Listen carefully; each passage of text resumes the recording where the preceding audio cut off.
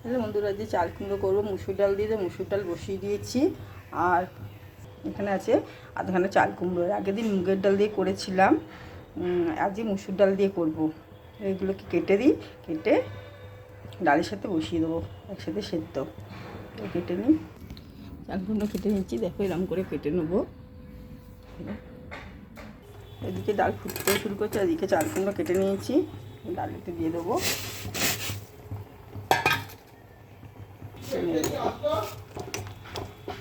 আর এদিকে বসিয়ে দেবো কাঁঠাল দানা দিয়ে করবো, কাঁঠাল দানা সেদ্ধ মাখা।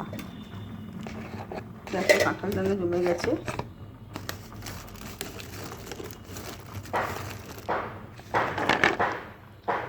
তো কাঁঠাল দানাগুলো একটু সেদ্ধ করে নেবো, দেখি সবটা করবো না কিন্তু ভাবছি।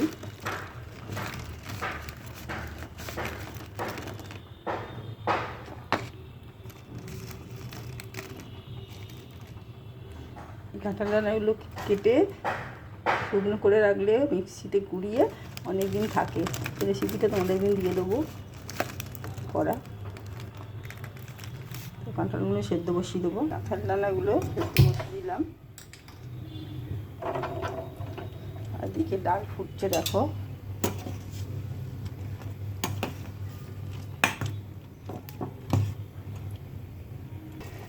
ডালটা আর একটু সেদ্ধ হবে, একটু সেদ্ধ করে নিই। জল দিয়ে দিলাম আর একটুখানি।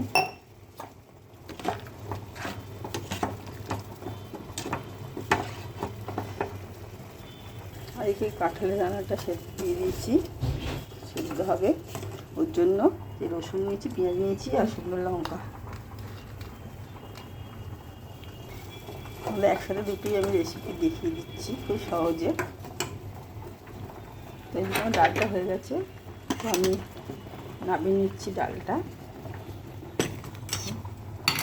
আর এদিকে আমার ভাতটা শিফট করে দিলাম,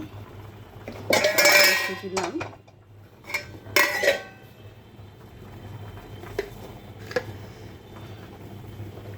কড়াতে তেল দিয়ে দেবো, কড়াতে তেল দিয়ে দিলাম অল্প করে।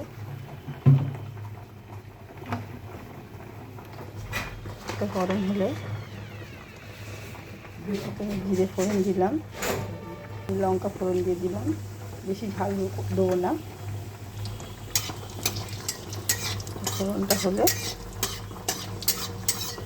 একটুখানি পেঁয়াজ ফোড়ন দেবো, অল্প করে আমি পেঁয়াজও দিয়ে দিলাম। পেঁয়াজ না দিলেও হয়।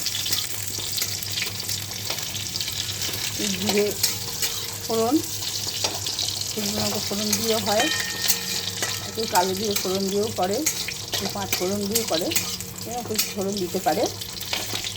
রসুনও দেয়। আমি জিরে পেঁয়াজ যেরকম মুসুর ডাল করে এরকম করেই করবো। আমার ফোড়নটা হয়ে গেছে।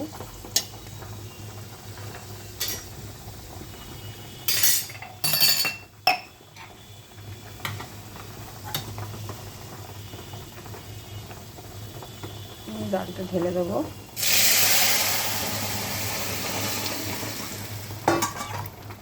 নুন, হলুদ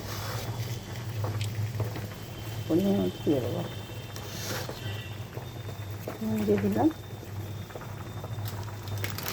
আর অল্প করে, বেশি দেবো না হলুদ, অল্প করে হলুদ দিয়ে দেবো।